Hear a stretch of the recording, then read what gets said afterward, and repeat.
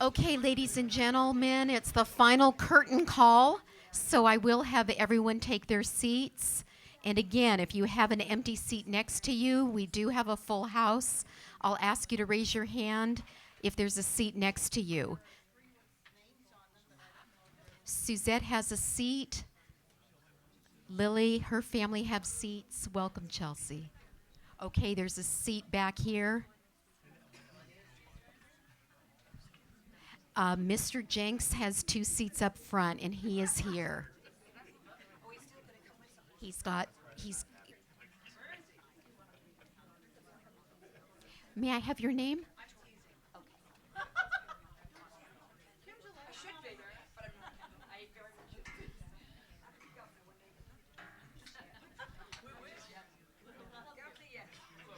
Are you able to take a seat, Pablo?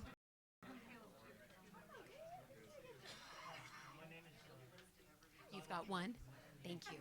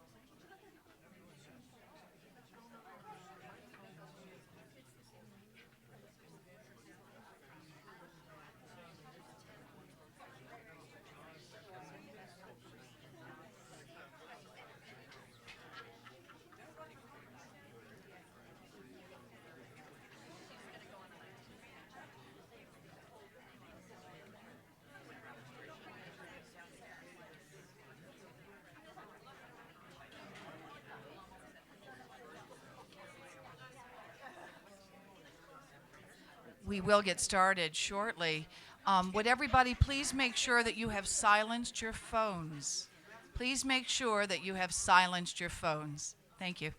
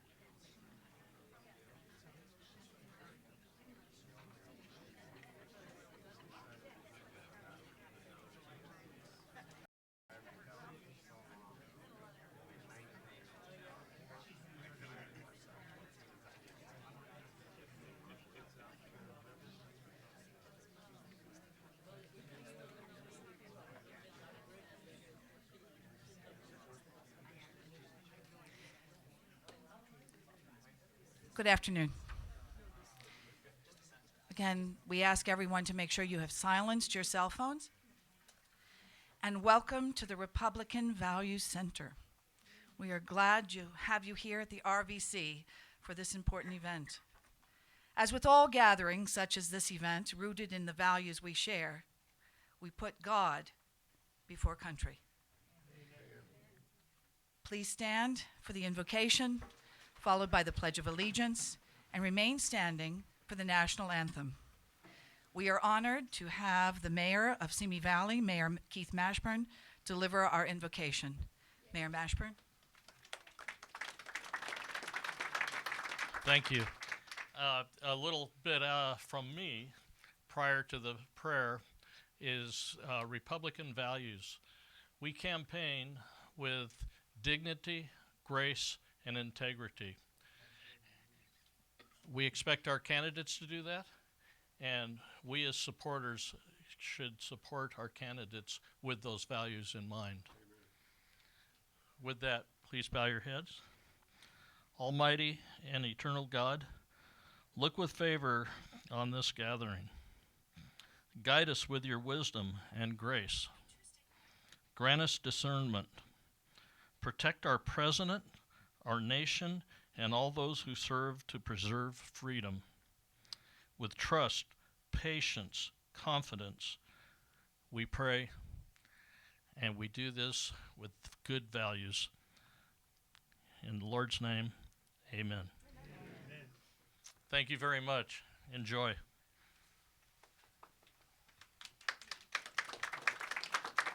Thank you.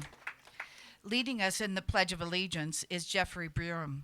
Jeff is a United States Air Force Academy graduate, a decorated Cold War and Desert Storm veteran, a community volunteer, and a lifelong conservative. Currently, Jeff is seeking office as Ventura County Supervisor in District 5. Jeff? Thank you very much. Would you please remove your caps? Place your right hand over your heart. If you're a veteran, feel free to salute. Ready, begin. I pledge allegiance to the flag of the United States of America and to the republic for which it stands, one nation, under God, indivisible, with liberty and justice for all. God bless America. Thank you.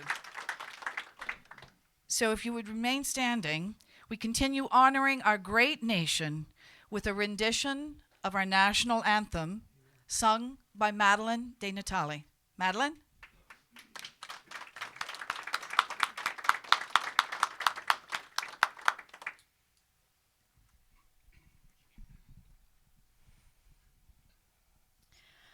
Oh, say, can you see by the dawn's early light what so proudly we held at the twilight's last gleaming, whose broad stripes and bright stars through the perilous fight o'er the ramparts we watched were so gallantly streaming, and the rocket's red glare, the bombs bursting in air, gave proof through the night that our flag was still there. Oh, say, does that star-spangled banner yet wave for the land of the free and the home of the brave?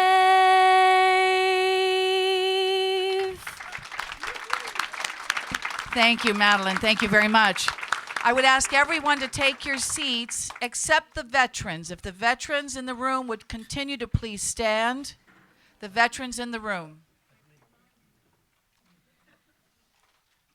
We ask our veterans, as they remain standing, we ask everybody to look around the room.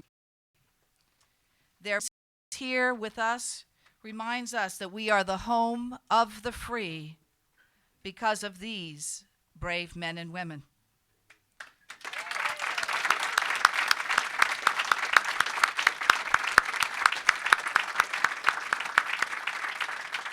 Thank you. Thank you very much. So, the Republicans' Value Center, the RVC. This is a bold and unique enterprise in self-governing. You don't have to be a registered Republican to appreciate and enjoy what the RVC has to offer. Like the Republican Party, the RVC takes it from our constitutional republic. It is these values we cherish and promote through sales of patriotic merchandise, memberships in the RVC, hosting events such as this, and supplying education and information to voters, citizens, and residents. The oft-repeated admonition, polite company does not talk about religion or politics, has done our nation a huge disservice. Every human society that has ever walked the face of this earth, or ever will walk the face of this earth, has as its heart religion and politics. If we can't talk about these two subjects, we cannot self-govern. Here at the RVC, we talk. A short distance from here is the Ronald Reagan Presidential Museum. There's a wonderful story told about Ronald Reagan after he died, told by his son.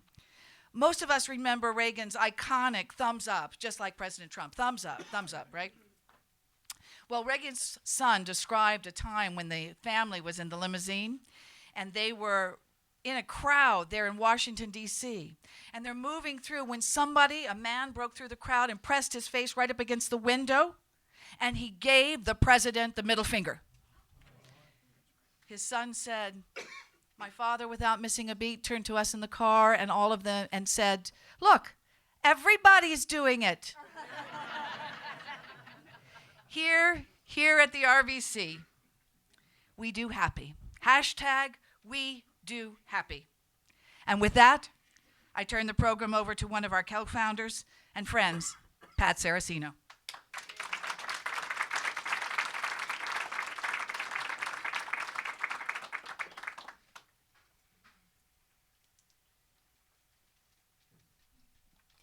Thank you, Deb, and thank you to all of those that are here today.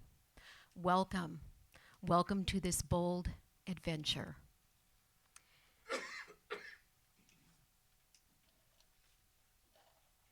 If there is an empty seat next to you, we have many folks that are standing and would love to sit. So please, for the last time, raise your hand, and those in the back, please find a seat.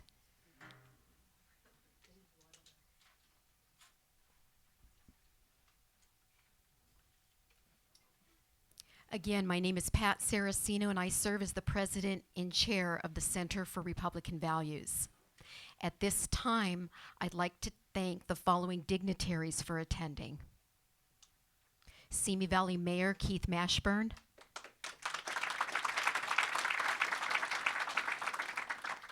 Mayor Keith's wife Shelby, and we did have Simi Valley City Council member Mike Judge. I believe he is over at the junkyard where this is streaming live. For those who couldn't have a seat here, they're enjoying us, so watch what you say. I'd now like to introduce each candidate who will be participating in the debate today. Please come forward as I call your name, and it will be in alphabetical order. Mr. Mike Garcia.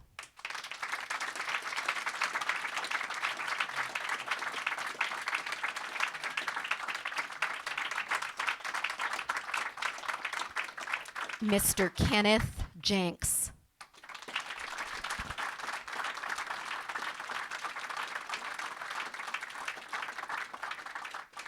Mr. Steve Knight.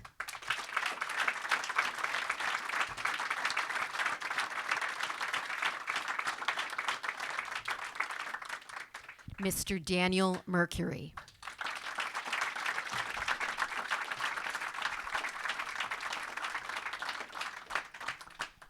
And at this time, I will turn the program over to our distinguished moderator and media talent, Mr. David Cruz of Salem Media.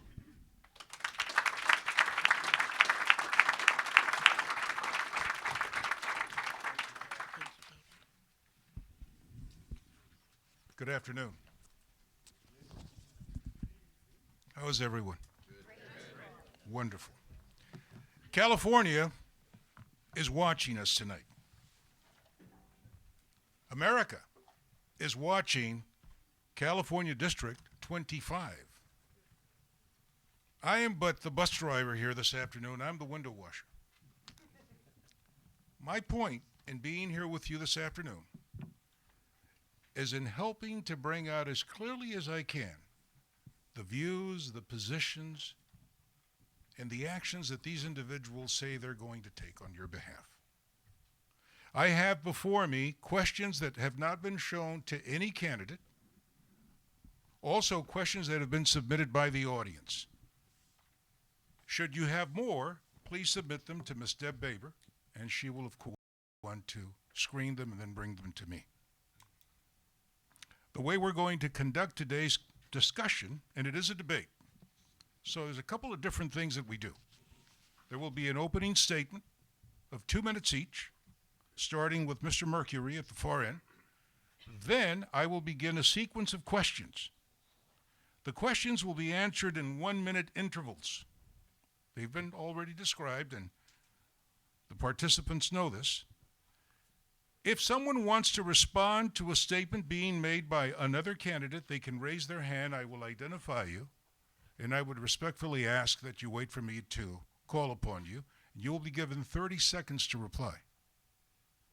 If, however, you say something about another candidate who is here this evening, this person should be able to respond as well. You'll be given 15-second rebuttals. And here's why. We've got so much material we can't cover everything. They will be available to you as well following this conversation so that you can also ask your questions, and I would invite you to stay engaged. Fair enough? Let's begin.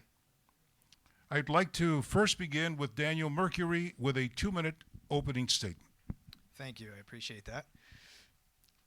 My name is Daniel Mercury. I'm a husband. I'm a father. I'm a resident here in Simi Valley. I'm also a veteran. I served 2 tours, 3 operations. Operation Iraqi Enduring Freedom, Operation Iraqi Freedom, Southern Watch. You know, a lot of people are asking me, why are you running? What makes you think you're qualified? I love that question. Why do you think you're qualified? I believe I'm qualified predominantly because the Constitution says that I'm qualified. Because our genius forefathers knew that it was going to take more than just an Ivy League education. It was going to take people of integrity, good character. And I think right now that that is exactly what we are sorely missing right now in our government. I think right now a lot of people say, well, what else? Well, I think all of us, including myself and people that I keep talking to, is the corruption. And most agree that the corruption stems from career politicians. And I, for one, am tired of career politicians. And we wonder, well, how do we get them out? It's going to take somebody, it's going to take a candidate that's going to stand up and not just fight for term limits, but put a number to that. 4 terms, 8 years, you're done. You walk. You never sit in that seat again. This is for the sake of the sovereignty of our people, to ensure that we abide by the rule of law and the will of the people. And I believe I'm that candidate that can bring this back. Thank you. Thank you. Our timekeeper today is Pat Saraceno. She's keeping time, so please, she'll signal you and give you an opportunity to complete your statement, but no more. All right, next we have Mr. Kenneth Jenks. Good afternoon. So my name's Kenneth Jenks, and I'm a resident of Santa Clarita Valley for years now. I'm a father, grandfather, 3 grandchildren, 8 and under. I've served in the Marine Corps at age 17. I'm a meritorious Marine Corps service veteran, campaign service medal veteran. I've received a Bachelor of Engineering in Computer Science and Electrical Engineering undergrad, Master of Science in Engineering Management, and a top 10 executive MBA over the course of my career, raising kids and supporting the family.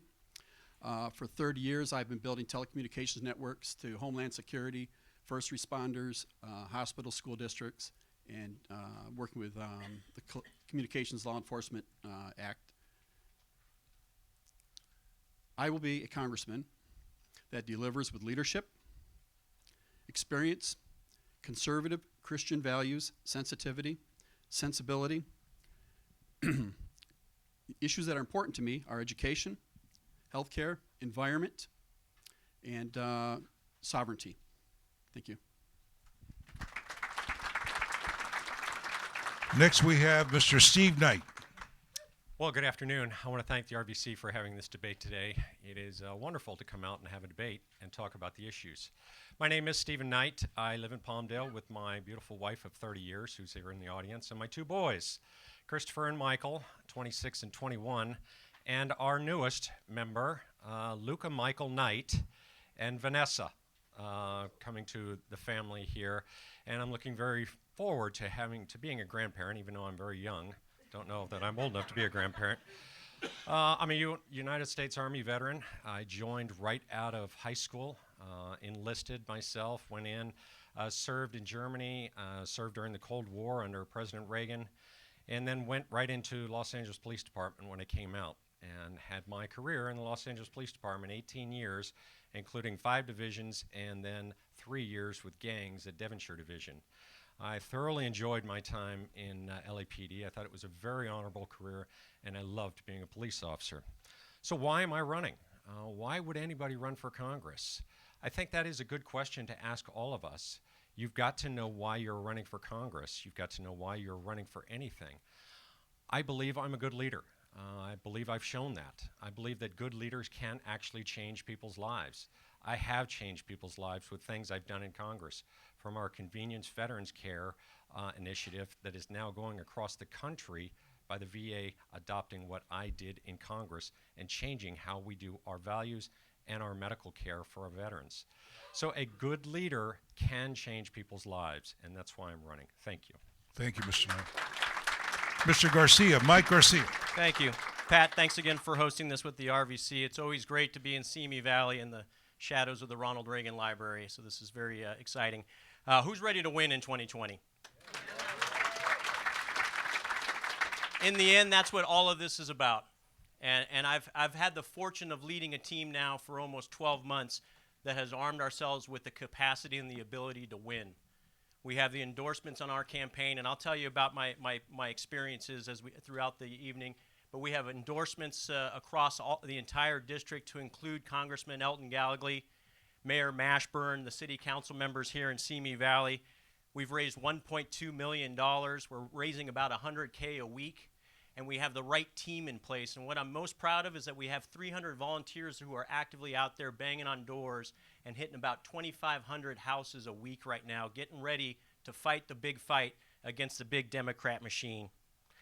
What's resonating with our followers is that I'm a patriot and I'm not a politician, that I'm a businessman and not a bureaucrat, and that yes, I'm a combat fighter pilot and I'm a leader and not a passive follower. This is why we've been gaining strength, earning the endorsements, and raising the money to the magnitudes that we've needed to keep up with our Democrat opponents.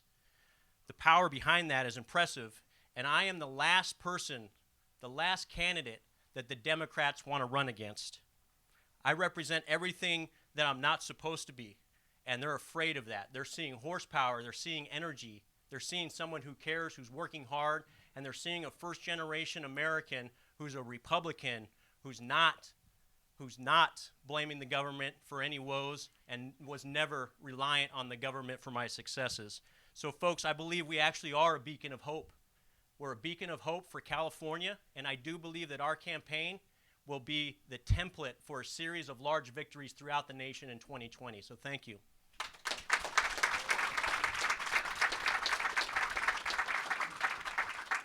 Next, I'd like to invite a gentleman who is in the audience who is also running for this position, but for reasons that he will explain, he's not at the podium. Mr. Lozano, David Lozano, will you please come up? Certainly. Please come up. Because we want to be transparent. You can use this mic. He will read a statement, no more than 2 minutes, and I have a question for him afterwards, please. All right. Adjust Well. the mic to your convenience. Okay. 2 minutes. All right. I'm under time. Hello. I'm going to read it so I can go faster. I'm David Lozano. I'm a longtime Republican who formally announced my candidacy for the 25th Congressional District just 7 short weeks ago. For the past 25 years, I've been working as a federal attorney in the 25th Congressional District, protecting the citizens and residents of Santa Clarita, Palmdale, Lancaster, Simi Valley, and the surrounding areas by negotiating and litigating to save their house from foreclosure, their businesses from shutting down, and their lives and careers from shattering due to aggressive collection tactics by banks and lenders. Prior to becoming an attorney, I was a Los Angeles County Deputy Sheriff, where I made over 100 felony arrests and was involved in numerous life-saving rescue operations and investigative crime teams. Working as a law enforcement officer gave me the background and the skill to work directly with and for the mentally ill, drug-dependent, and crime-inflicted population that has infiltrated and currently consumes the 25th District, if not the entire Los Angeles County. I have worked as a legal analyst for the Connecticut State Legislature and a law clerk in Washington, D.C.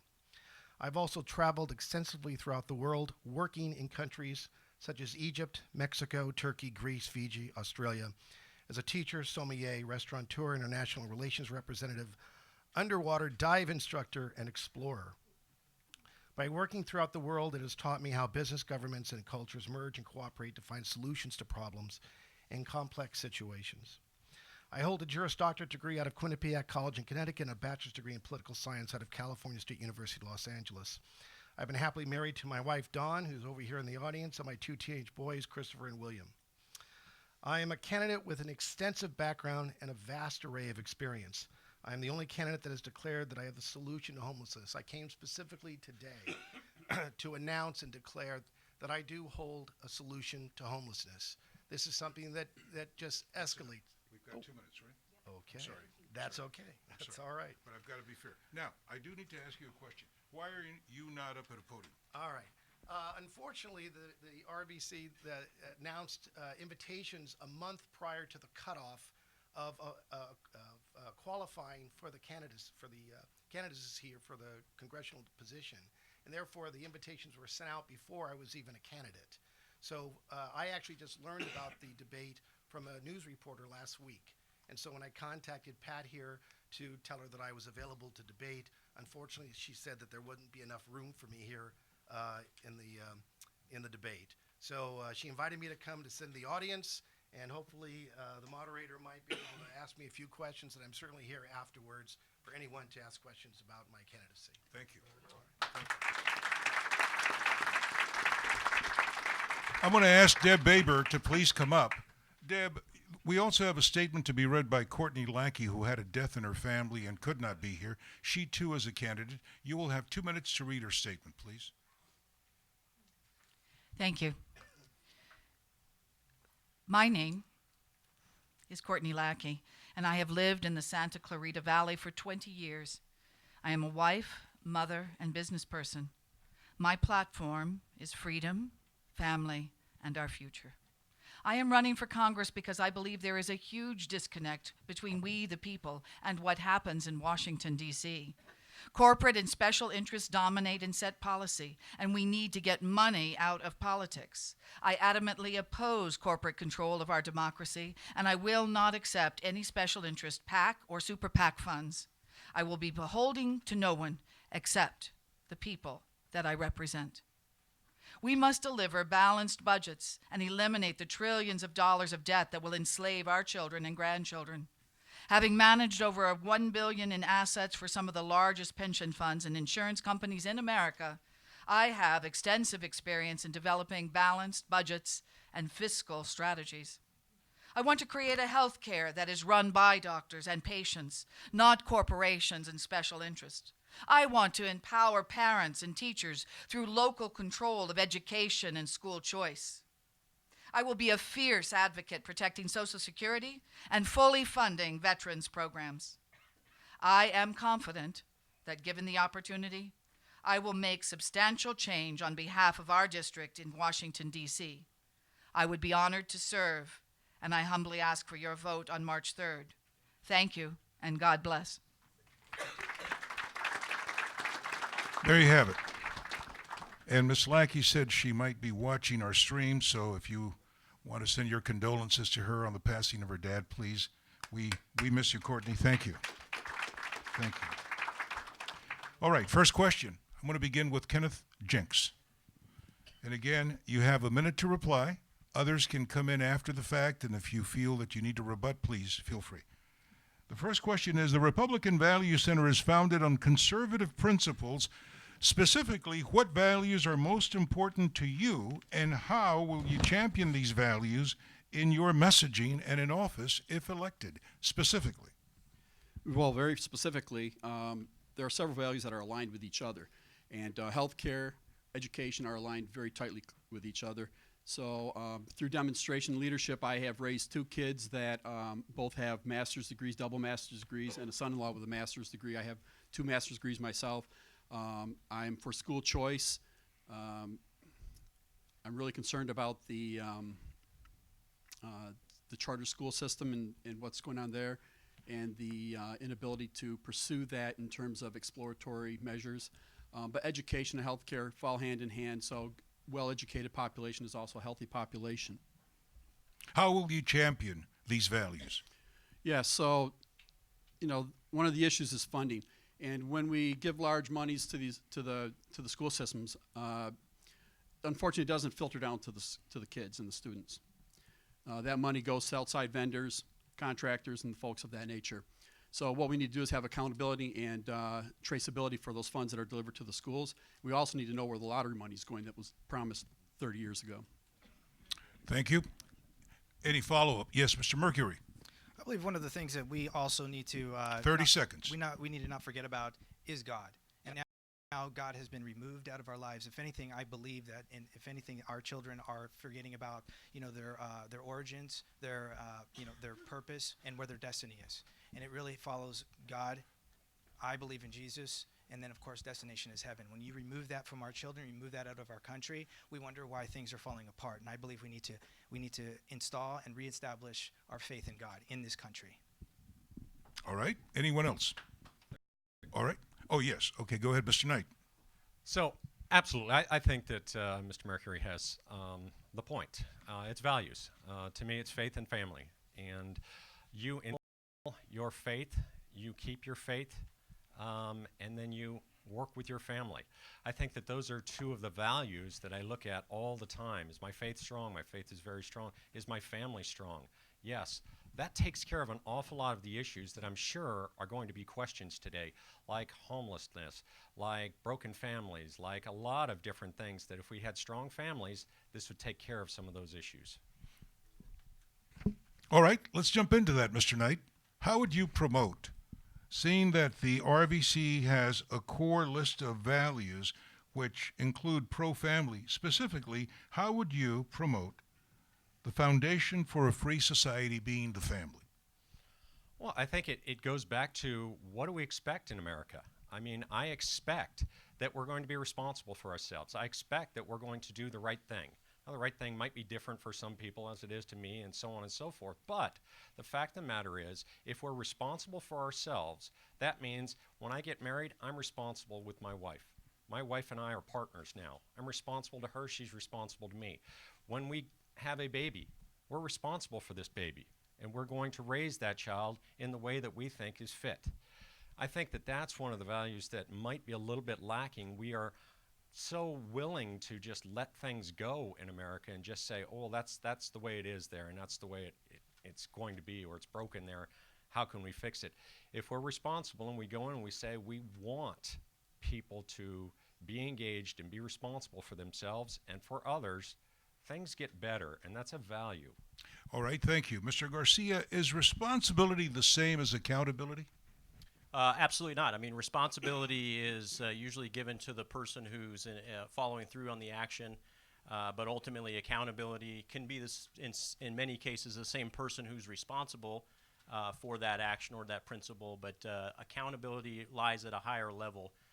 And as the head of a family or as a parent or as a grandparent, I believe a critical piece of that is being accountable for your family and teaching your children and fellow Americans and neighbors how to be responsible for themselves, but also accountable for So in themselves. public office, is a person serving public office responsible to those who elected him or accountable, or both? I think it's both. Yeah. How? I think first of all, we are responsible to our constituents in that we need to represent them. We need to communicate with them.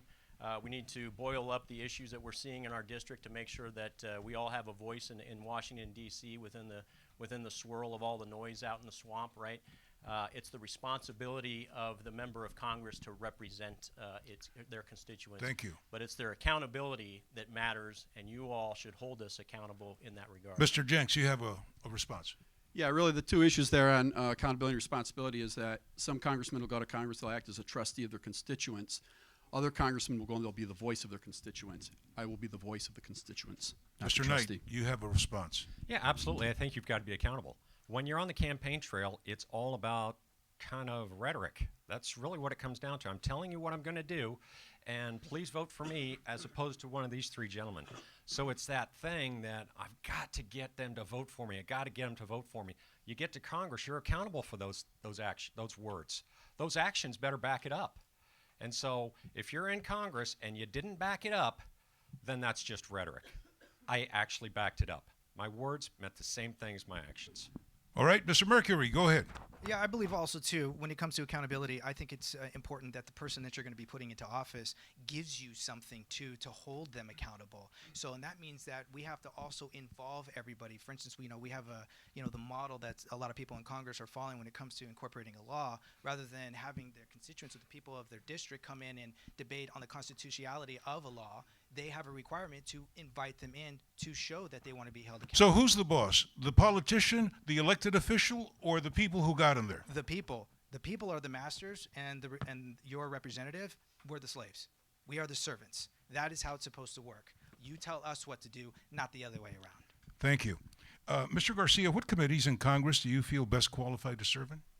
The two biggest ones would be the House Armed Service Committee and then the House Appropriations Committee. Why? With my background in the military, I've seen a lot of the frontline issues that our current military is facing after 19 years of military conflict. But also as an aerospace executive, I've seen where a lot of opportunities and efficiencies can be gained within the DoD budgets. The Appropriations Committee is where the buying power is. That's where the decisions to procure are made, and that's where we, frankly, to your conversation about accountability, it's that committee that holds aerospace and all industries that they're buying equipment from accountable for not only the technology, but also the quality, the schedule, and the price. Thank you. Mr. Jenks, what committees would you be best suited for? I've been on several technical committees as well as finance committees. With a background in finance, mergers, acquisitions, valuation, I feel that I can lead the nation and the district in financial matters that are relative to traceability of our funds and where they're going. And I'm tired of this leftist, communist, socialist agenda taking our money and sending it wherever they want. I'm sorry, I missed the name of the committee. Finance committees. Okay. Any other comment? Mr. Knight. So I sat on Armed Services, Science, Space, and Technology, and Small Business. I think those fit this district very well. They sit very well. Armed Services is known as kind of a B-plus committee. It's not really an A committee like Appropriations. If you're on Appropriations, you're an appropriator. That's what you are. You stay on Appropriations, you don't get any other committees. So you're an appropriator. When you get on Armed Services, you are kind of like an A committee, but they say because you're on Armed Services, we're going to allow you to have other committees. That's why I got to sit on 2 other committees and 7 subcommittees. So how important is the aerospace industry in California District 25? How would you see that? Well, I think it's monumental. I think that when you're looking at high-paying jobs, the aerospace industry has been number 1 out here. We've got movie making, and we've got other different industries out here, but aerospace has been king for many years. Secondly, if we're going to defend a nation and we're going to put up the best platforms and the best training, we know how to do it. As I always say, the Wright brothers did something great on December 17th, 1903. After that, we took over. So we've been building airplanes, and we've been doing it the best right here in Southern California. Thank you. Any response or challenge? Yeah, I think aerospace is the backbone of this district. When you look at what our economy is underpinned by. It's primarily the large prime platform providers out in the Antelope Valley. And when you look down, it's almost like a river of supply chain between the Santa Clarita and the Simi Valley. Those suppliers in those two valleys are what feeds the plurality of the material, the plurality of the, frankly, the So why not expenses. return the man who held a position in that capacity back to Congress rather than bring someone who's not been there? Well, I think there's two fundamental differences, but the biggest one between Mr. Knight and myself is I believe that in the past 19 years, especially under the Obama administration, we did not invest enough money in our military. And the mantra back then was to do more with less, and it broke our fleets, it broke our troops, and the op tempo was way too high for what we were given at the time. So now is the time to double down. This president's done an amazing job in making sure that the DoD budgets are $750 billion or higher for the next 5 to 8 years. We need to keep that tempo. We need to hold the Pentagon accountable and get more bang for the buck out of that money, but we absolutely need to modernize right now because we're way behind in several forums. Mr. Jenks. Yeah, one of the underlying technologies that enable aerospace is communication systems, and that's something that I haven't heard yet here.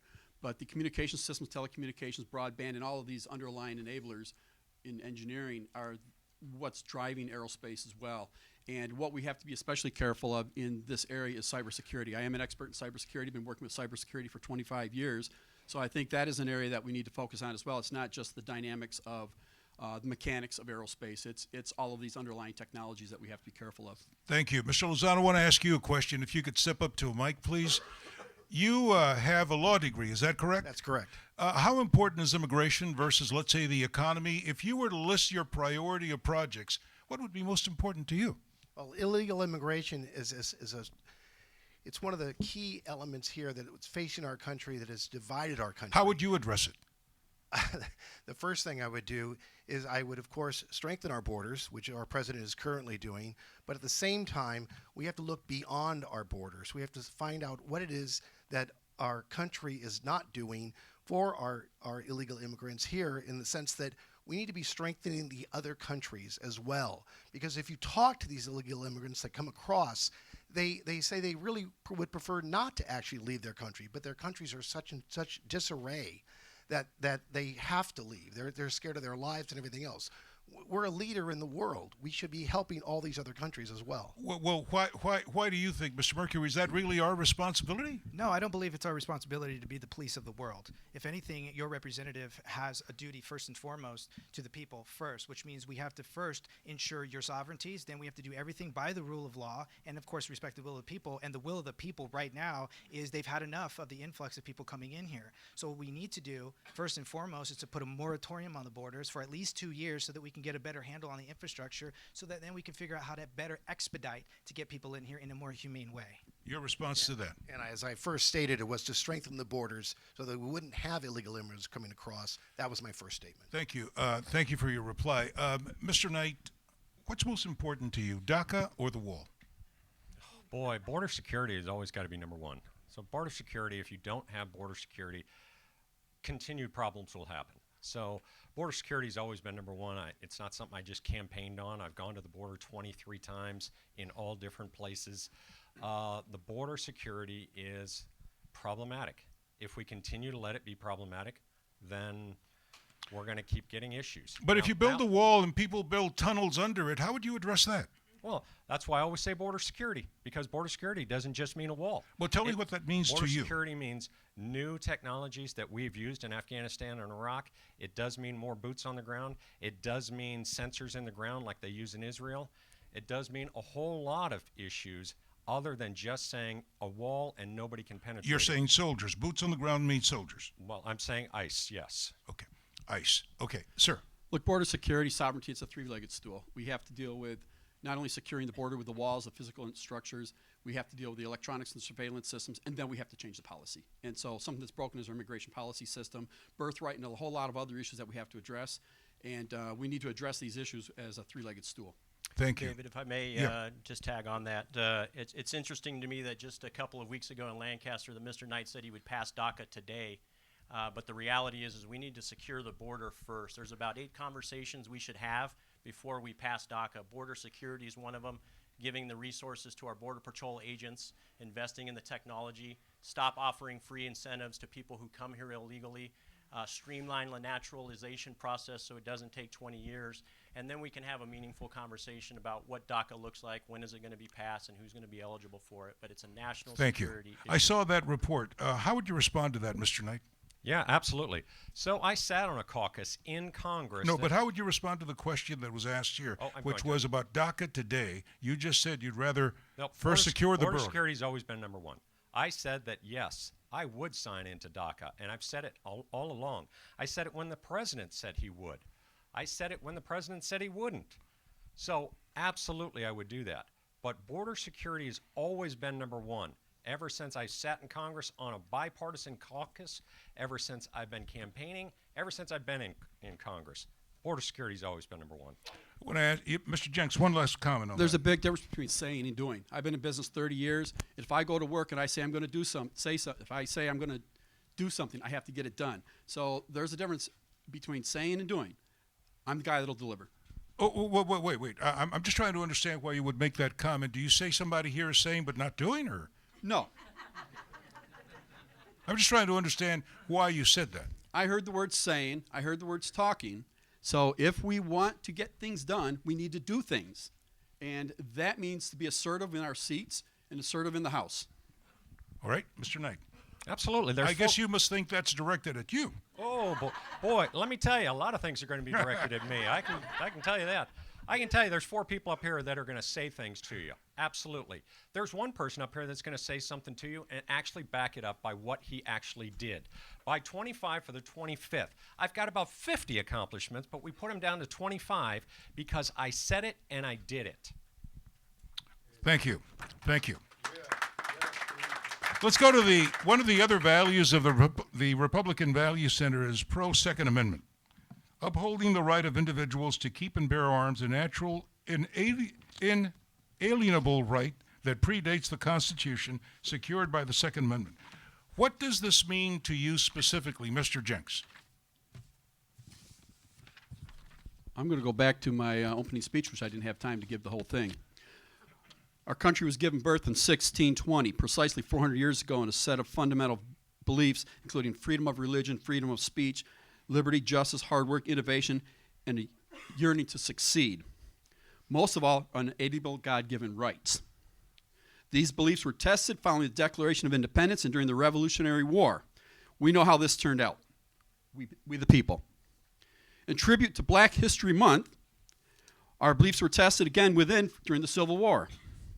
Harriet Tubman, an African-American woman with unshakable Christian faith, would be the first woman in American history to lead a military unit into battle. Those are Christian values, and those are why we're here.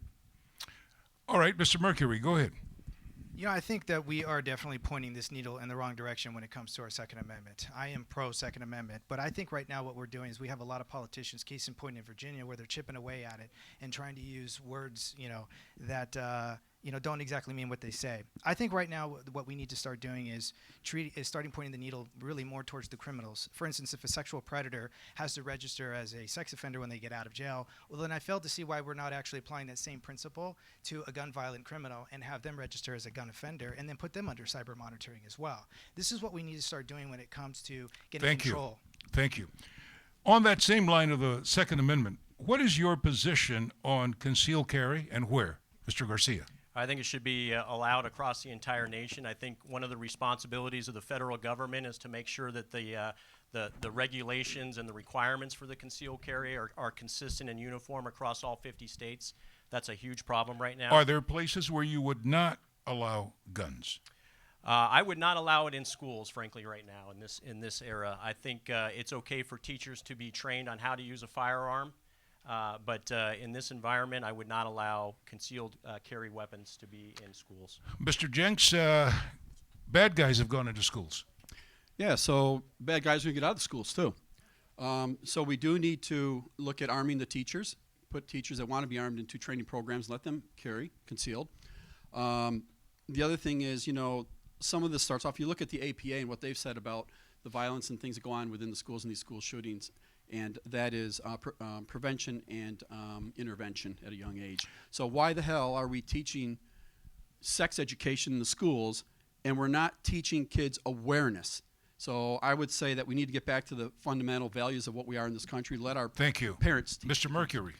Yeah, I don't think they're the same issues when we talk about a gun violent criminal going into a school versus the students killing students. I think when it comes to students killing students, I truly believe that What do the students killing students use? they're using guns, but let me explain is that I believe what we need to do is strengthen the family. You want to stop students killing students, we need to strengthen the families. It's not about creating more gun laws. It's about creating and strengthening the family so they have more time with their children. Thank you. Mr. Knight. So I think that the question was CCW. So you can look back at 2009. There was a young a young assemblyman in this legislature. Steve Knight wrote AB 357. I pulled that number out so that people would know this is a CCW issue. We have 58 counties. They do 58 different things. My bill just said one issue. You can tell us what you want to do, but one issue throughout the counties. We have people that are in Kern County that get a CCW. They go 2 miles to the south and get into LA County, and there's no way they will get a CCW. And part of law here in California is good cause. They can say anything for good cause. We took that out. Mr. Garcia. Yeah, Final rebuttal. I think it's important to recognize that if it weren't for the Second Amendment, there would probably not be a First Amendment, and we absolutely need to protect that. What's happening now is criminals are no longer fearing the judicial system. They're no longer fearing law enforcement, and we absolutely need to train criminals to be fearful of their victims, and they need to have the right to bear arms to do so. We're going to move on. Thank you very much, Mr. Garcia. Okay, gentlemen, this is an open question. I'm going to start with Mr. Knight. From the House chambers, as our elected official in Congress, as a Californian, would you support recalling or impeaching Governor Newsom as a peaceful, appropriate move to diminish the one-party controlling rule in Sacramento? This is a question from the audience. So I absolutely think Governor Newsom should be out. But that being said, we have a 2/3 in both houses right now, in the Assembly and in the Senate, and the governor and every constitutional office. So something's happening here in California. They're electing Democrats way more than they're electing Republicans. Why? We've got to figure that out. We've got to do better. We've got to win elections. That's the way you get back. In 1996, we had the Senate. The Republican Party was the majority party in 1996. From there on out, and I remember sitting with my dad when the polls were coming in, and he was saying, oh my gosh, things are changing right now. It was because it had changed. The Democrats took control. From there on, they have been in control. Okay, and I respect what you've just said. Why do you think we've lost positions? Well, my personal opinion is you've got two Well, you're the areas. one running for Congress, so I just want to make sure that I get your view. You've got two areas from Contra Costa up through San Francisco County and most of LA County that have controlled our elections. They really have. They've put out more voters. They've put out more electorate. They have won more elections. That's the way it is. If we want to turn this, we've got to make sure that Republicans come out and vote.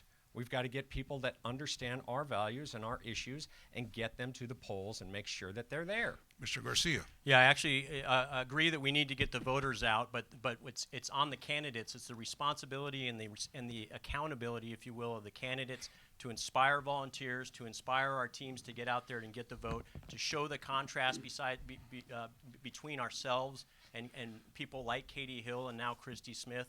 We need to educate voters. We need to recognize and help people recognize why they need to vote conservative values and people who are qualified for the job. There comes that word accountability again. I'm going to show you something on accountability in a few moments. Mr. Jenks. Yeah, so we have 25% of the state that's registered Republican. Why? So let's look at the history here. So if you look at the sheets and you have 50 bullet points that are endorsements from the same politicians that got us here, how are we going to get to the next stage? We need to have merit-based campaigning, and one of the issues here is we're retreading continuously the same politicians that got us at 25% of the Republican. So let me see if I say, when you say merit, but isn't that the choice of the voters? They pick the people choice, they yes. like, or It is, but there's a lot of influence from these endorsements. I'll tell you that right now. So, so we have to be careful when you look at the endorsements. Those aren't personal references. They're great. They're great on their own. Thank but, you. It's 25%. Mr. Mercury. Yeah, I'm going to tell you right now. I mean, it's a multi-layered reasoning as to why we lost. Tell me know. what you think. I believe it stems from predominantly, as I said earlier, career politicians, but also being allowed where they are basically having a handout. And what happens is that when they are able to raise so much money, they become an incumbent. Once they become an incumbent, they take that money and they put it into a finance committee, and it's so much harder to get them out because now they already have a huge head start. And then you get unions and lobbying and firms. They have to be removed, and we have to remove big money and all money and limit and cap what a candidate can actually run on. That's how you're going to get it back. Thank you. Mr. Knight, to the point of accountability and incumbency, you were the incumbent.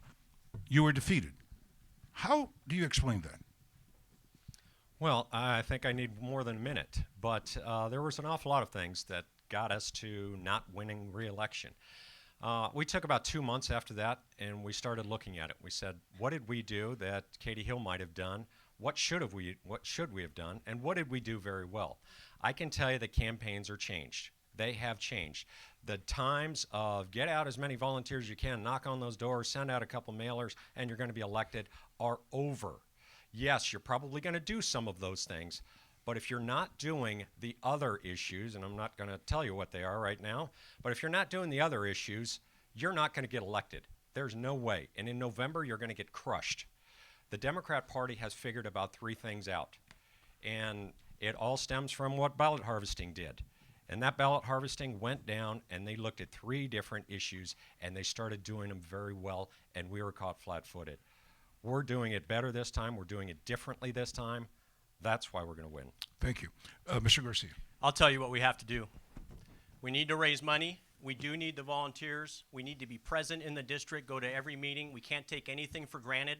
We need to work harder than we ever have before, and we need to tamp people out like Katie Hill before she grows legs and becomes a huge threat to our party. Right now, we're seeing that with Christy Smith, and I look forward to holding her accountable. We need to do the ballot harvesting initiatives better than they are, and we need to raise money. And my campaign is raising money at the same pace right now that my Democrat opponents are raising money, and that is absolutely critical. And I disagree. The endorsements do matter, and those are judgments of characters. When you have men like Elton Gallagly and Keith Mashburn behind you, Mike Judge here locally on the city council, those are huge supporters, and those aren't just names that came behind you for no reason. All right. Mr. Jenks, you had a comment? No? Okay. Maybe I'll comment on that. I thought I saw your hand, but That if was not. Steve. Go ahead, okay. Steve. Steve, go ahead. And I agree. You know, endorsements do help. They absolutely do. And having endorsements of congressional members that are actually in office really help. To having McCarthy and Elise Stefanik and Steve Scalise and people like that that are actually doing the work in Congress right now, right today, really help. I agree. But the work is the candidate. Whoever's going to come back after March 3rd and start battling for the Democrat, y'all better get behind, and we all better get moving, because this in California is very difficult. And it's not just a slam dunk just because you get the party nomination. Thank you. All right. Let's talk about that point. One of the other questions that came my way was this. District 25 is identified nationally as a swing election. How has your campaign demonstrated its ability to win in November against an influx of millions of dollars from the opposing party? I'd like to begin with Mr. Mercury. As I said on my website right now, I'll tell you right now, I still believe when it comes to campaign endorsements and it comes to campaign contributions, I believe that takes an integrity-driven race and turns it into a popularity contest. So I think what I'm looking at right now is people to run a little bit more on integrity, and also too, we have to be able to beat people when it says that we're going to turn away, super PACs. We're going to remove all of this kind of money when it comes into us trying to race against people who we know are already corrupt. Yes, Mr. Jenks. Yeah, I know there's a candidate here that's raised a lot of money, so I want to, in defense of this candidate, I want to say that it's not integrity. It's not an issue of integrity to raise money. It's an integrity issue if you spend it wrong. Okay. Anyone else? Yes, Mr. Garcia. I think a key I is think that that we're talking about you. Well, I appreciate that. Thank you. I don't lack integrity, I can tell you that.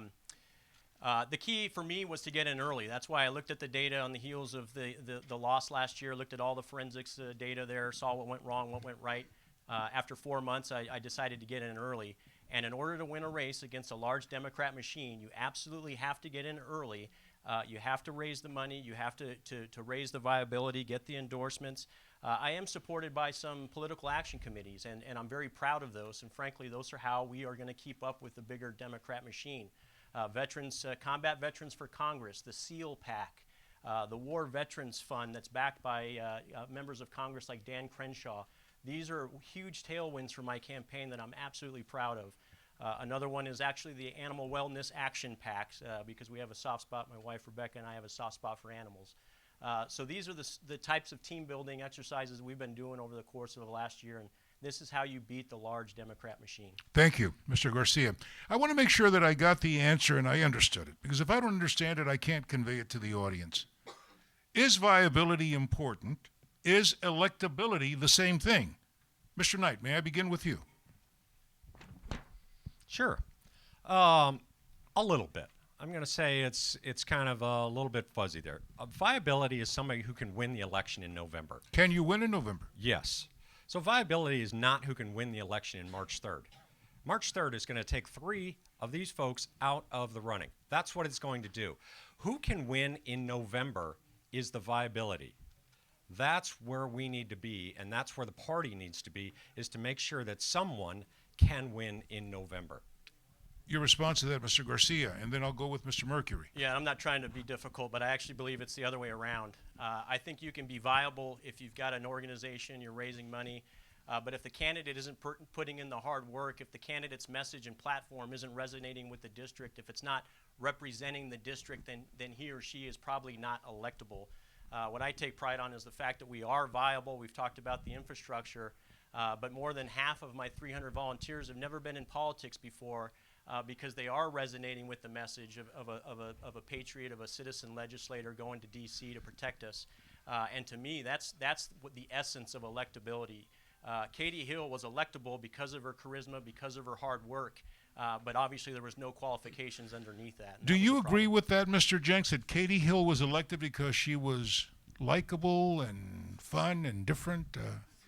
I personally wasn't interested in Katie Hill when she was campaigning, so I heard her speak a few times on television, and I just kind of turned it off. No experience. I heard she likes parties, but anyway, that's in the past. Yeah. You know, I was raised in a certain, look, I was raised in a certain way, and I don't speak about people if I don't know them. I understand. And, but the point being, as a candidate, no, she never should have been there. She has no experience. She had no business being in Congress. A lot of people differ with you, though, and she got in. Mr. Mercury. Yeah, I'm going to have to kind of agree with exactly with what you're saying. Yes, she did resonate. Yes, she had that fresh vibe. She had that, that ability to be very charismatic, and that's something that lets you know where somebody can have viability. But when we talk about electability too, again, it's everybody in our district who has the heart, the willingness to come up here. That right alone says that you've got something to offer, and so we need to be very aware of these things. But yes, I believe that's how she came in. Mr. Knight. Yeah, I wouldn't laugh at that.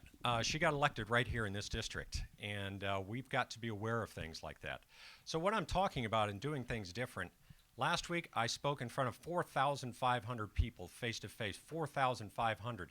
2,000 of them have never registered to vote. Until now, 2,000 of them have never registered to vote. Pretty sure they're going to vote for me now, but that's something new, and that's what we've got to do. And we can't just go out and talk to Republican groups. We've got to talk to everybody.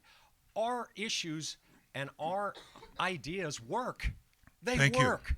Thank Everybody you, Mr. will buy into it. Thank you, Mr. Knight. Mr. Jenks, one last time. That's it. We got to move on. Sure. Katie getting into office wasn't just Katie's fault. It's our fault for not getting out the vote, and I support what the other candidates are saying about getting out the vote and registering. How important, this question, I'm going to begin with Mr. Garcia. Time is flying. How important is that the person elected from this district support President Trump? It's absolutely paramount.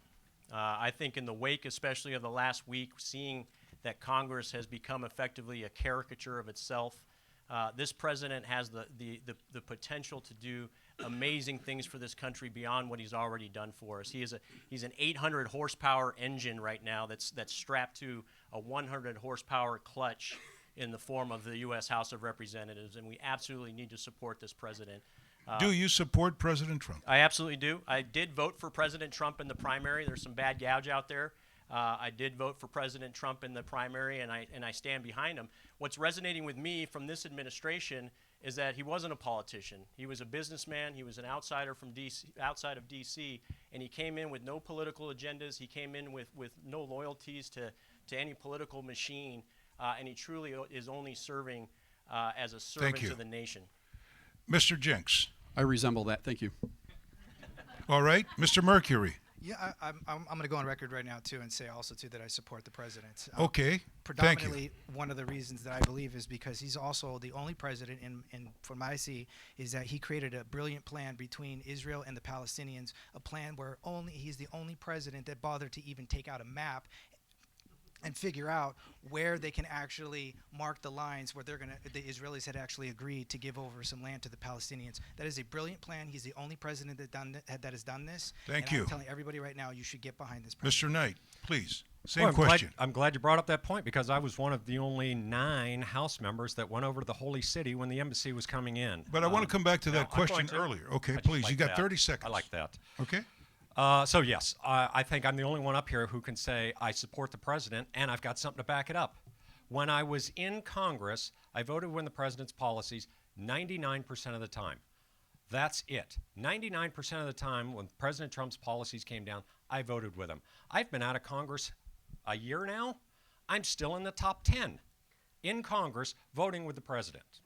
So I want to ask you this follow-up question, Mr. Knight, and I'm sure that others will follow up as well. You are broadcast in several interviews where you say, I differ with the president on quite a bit. I'm sure this is not the first time you've been asked that. Sure. Did you differ with him then, or do you differ with him now? Or if you agree with him now, what's changed about him that's caused you to say tonight that you will support him? Remember, nothing has changed. When President Trump said something about John McCain, I said, that's not something I agree with. I don't agree with those comments. Now, some people would say, well, then you don't support the president. That's absolutely not true. President Reagan was my favorite president, and there were certain times where I would say, I don't agree with what President Reagan said. But let's look at policy. President Trump has set down a policy. I was a congressional member. I agreed with that policy almost every time, 99% of the time. But if somebody says something, even if my son says something, and I say, you know what, I don't agree with that, we could have a discussion. So that's it. Thank you, Mr. Knight. Okay, I want to move on to another question. I'll begin with Mr. Mercury. What are the 2 or 3 steps or things you will do to address our annual budget deficit? This is a question from the audience. Well, that is a great question. Give me a great answer. The great answer. You got 1 minute. Thank you. The great answer to that is right now there are 2 bills sitting on the floor. They are H.R. 24 and H.R. 25. One of them is to abolish the Income Tax Act. The other one is also to abolish the IRS. And right now they are just sitting there collecting dust because nobody wants to put that on the floor and nobody wants to make that happen. That is something that we need to happen. But if you enact those, you then will have to also abolish or repeal the 16th Amendment. And then on top of that, what we need to do is get our money back on a gold standard. We want to drop this crazy $23 trillion debt down. You have to make sure that your money actually means something. But because there's not enough gold to go around, we're going to have to introduce other things like silver, palladium, and platinum, and even now, digital cryptocurrencies. Thank you. Mr. Knight, Mr. Garcia. So I would be one of those members in the House where I'm sitting there not passing a budget until we absolutely see a path to not having deficit spending year over year. We need to have a balanced budget act. We need to do, sorry to interrupt, Dave. We need to do a line-by-line investigation of where we're spending the money and where efficiencies can be gained. We can synergize and combine agencies like the Commerce Department, Agriculture Department. There's overlap among many of these federal agencies in D.C. that we should be able to synergize and get cost out. Thank you. Yes, Mr. Jenks. See, that's where inexperience shows because it's not just about balancing a budget with these candidates here. It's about balancing the economy, and you have to have fiscal responsibility, monetary responsibility. You have to understand how the Fed runs, what full employment means. So again, we're looking at this from a 3-legged stool. So I would say a balanced economy is just as equally important as a balanced budget so you don't fall into deficits. Thank you. Thank you. Now, I want to poll the audience. I know this is informal. It wasn't planned. It's not in the script. Are you learning something about them? Yes. Thank you. Please. And keep sending questions. Thank you, Deb. All right. We're going to move on to law and order. I'm sorry. Pro law and order. Law and order, and this is one of the values also espoused here at the Republican Value Center, it provides the peaceful foundation needed to prosper. Here's my question. What specifically will you do, Mr. Jenks, to support men and women in uniform, those who are wearing the badge each and every day? Specifically, what would you do? Well, very specifically, I'd make sure that there's funding available for those men and women wearing the uniform. I have supported men and women wearing uniform for 30 years in my line of business, and I will continue to support them. But we need to have smart legislation. We're going to continue to have ICE, and we will get the funding that the law enforcement needs. We'll get the equipment that they need, and we'll battle the criminals the way they're supposed to be battled. And I thank Steve Knight for his service as an 18-year police officer. Mr. Garcia. First of all, can I say how proud we should be to have 4 veterans on stage right now? Frankly, folks, I think that's the recipe for success in D.C. We don't have enough veterans serving in Congress right now. We're at an all-time low percentage-wise. For me, the priority in the district needs to be to get mental health facilities in each one of the major valleys throughout the 25th District, Simi, Antelope Valley, and Santa Clarita. It's not good enough to just send our veterans who sometimes have significant mental issues to a civilian hospital or urgent care. They need specialized and tailored treatment. We need to improve the way the compensation and pension plans and the disability phone calls and services go for our veterans. We need to improve the comms with the VA. And one of the biggest things that no one's really talked about is the U.S. military should be required to give veterans a civil equivalency training and exam so that some of the skill sets that they're learning in the military are actually transportable and directly cross-decked into the civilian world. Thank you very much, Mr. Garcia. All right. Men and women in uniform are beloved, and we appreciate their service. Let's talk about pro-capitalism, another value of the Republican Center. It drives economic growth. You would know about that. You've been an economics expert for a long time, Jeffrey Beer. Okay, it also ignites private sector development as the only sustainable solution to poverty. I want to have a specific answer to the question, what would you do to bring jobs that have been exported abroad? How would you reignite economies in dying cities that need jobs today and well-paying jobs? What would you do? Mr. Jenks. This is an area of expertise of mine in capitalism. I've taken 3 companies and moved them. One company was $7.5 million startup capital. We went 3 years and hit $300 million. It was acquired by Comcast Ventures. So I understand capitalism.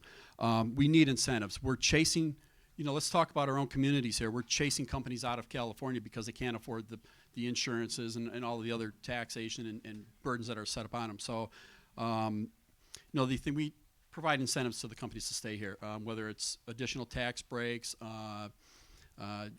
getting a grip on, let's say, for example, lawsuits, employee insurance and lawsuits that happen with employers. So they're faced with more risk, and so jobs are going elsewhere. All right, Mr. Garcia, you had a comment. You raised your hand, yes, Yeah, and I think Mr. Knight was taking notes. Go. So to me, I'm a true constitutionalist and free market capitalist. It's all about supply and demand. The biggest thing that we can do is to extend the 2017 tax cuts that this president initiated a couple years ago. That was the catalyst for the boom that we're seeing in the economy and the jobs creation that we've seen. Those are not permanent. They come up for a revote. And if we elect someone like Christy Smith, who's never passed up a tax bill that she hasn't seen, or that she has seen, we will see our federal taxes go up in a couple of years. So we absolutely need to do that. Thank you. Mr. Knight, you're next. And remember, I was in Congress when President Trump came in. One of the greatest things that President Trump did was he knocked out a lot of the red tape and a lot of the regulations so that business could go out there and boom and bring more employees and expand and all. How could we make it better, Mr. But Knight? I'm going to tell you, when I was in the city council, we looked at local zones and enterprise zones and things of that nature. When I was in the Assembly and the Senate, I wrote a bill to bring the aerospace tax credit, $450 million. It was directed right at the new bomber, which we know now is the B-21. We said, if we do this tax credit, the bomber's going to be built in California. Well, no, you know what? It's going to be built in Palmdale. Before that, it was probably going to go to Texas or Florida.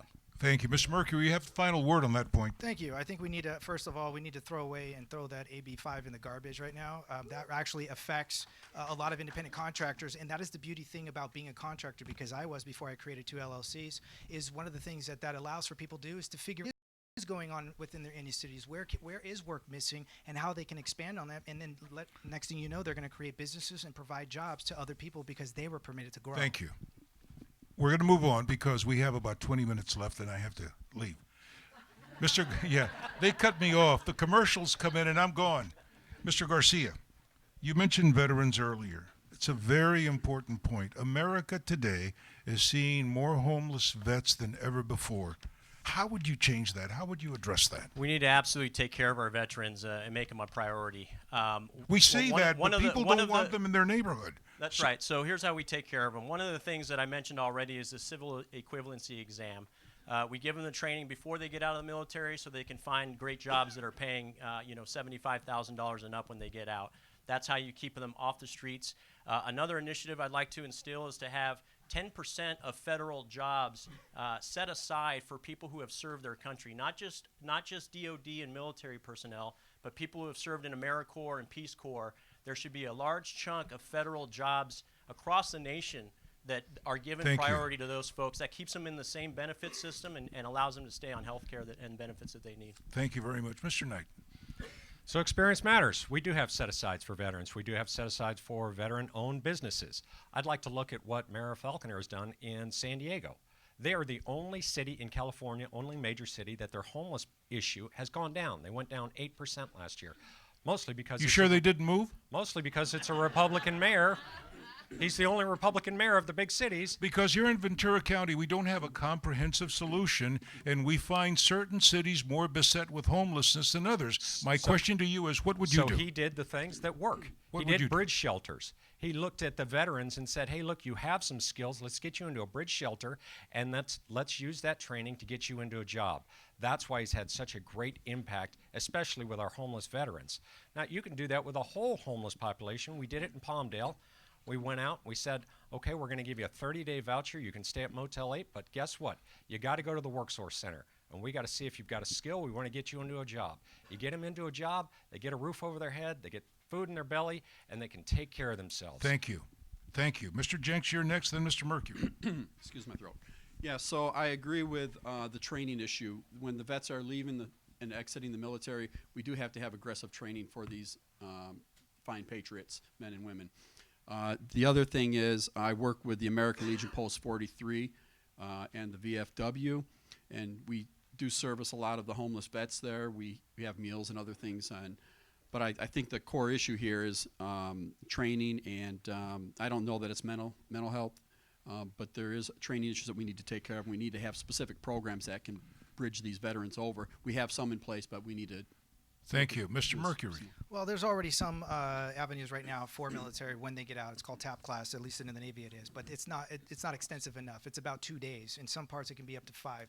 That is not nearly enough. It needs to be much more extensive, maybe up to 6 months worth, to really try to acclimate when you get out of the military. It is a big transition for a lot of them. So that's one thing we can do. But we talked about the homeless. And one of the things that's not being talked about, too, is that there are more vacant homes on the LA County side, up to 60,000 vacant homes, than there are the homeless population. And there are already programs right now that are working, like the Continuum of Care Alliance, that have incentives to get these people to open the buildings. So I fail to see who is not talking to these owners of these buildings to open up their homes for the homeless. Let me really take note and commend you each for trying to be creative with your responses. I appreciate on that question, okay?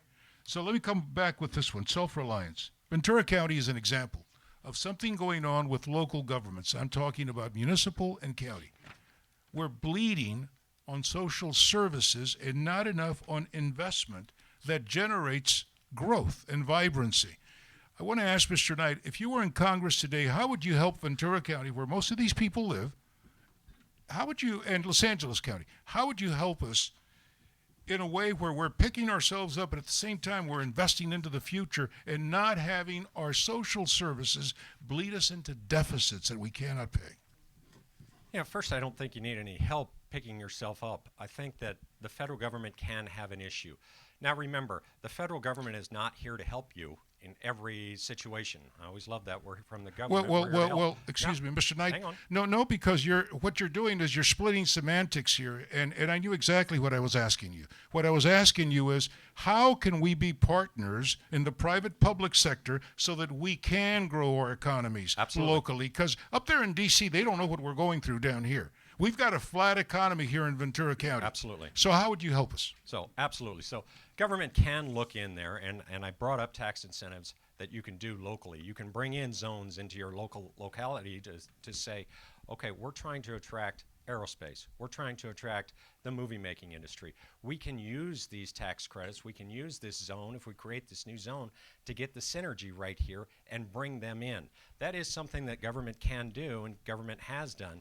But a lot of it is the connection from the local government to the state government, and then the federal government can come in and kind of umbrella and help out in that. But you don't want the federal government to step over what the local government is trying to do. Local government knows exactly what they need. They know what they're trying to get to. Ask them, work with them in concert. Don't just say, I'm from the federal government, I'm going to do it. You work with a local government. Thank you. All right, Mr. Jenks, I think you were next. Yeah, I was just going to say on this issue, we need to have better cooperation between the public universities, the private universities, and the young people that are attending university. I'm a guest lecturer as also on multiple academic advisory committees, and I hear it all the time. These young students don't know how to take the next step. They've spent so many years sitting in chairs and opening up textbooks. So we need to have better cooperation in terms of internships and things like that between the public and the private sector. Mr. Mercury. Oh, okay. Mr. Garcia. Yeah, there's 3 key initiatives that I'd like to see happen from DC in partnership with California. One, even though we're not in a drought right now, now's the time to start investing in our water infrastructure. Think outside the box. There's a great opportunity for a public partnership between the Army Corps of Engineers and the state of California to enhance efficiencies of water to the district. 2, there's a massive opportunity right now for solar power and battery storage to where when we have power outages that have plagued us, we can be self-reliant within our own solar systems without being responsible or accountable to Edison. And the last point that I think was touched on a little bit is the federal government could and should invest in trade schools at local community colleges like Antelope Valley College and College of the Canyons to get kids ramped up on aerospace and defense technologies and manufacturing processes. They can do this in 6 to 9 months. We've seen examples of that, and it's working. All right, I got to move on because time is winding down. As a candidate for U.S. House of Representatives, what does the word politician mean to you? And what distinguishes you as someone who understands the community and a role of service, being a servant leader? Mr. Jenks. So a politician to me is, I'm not one, so it's hard to describe what a politician is.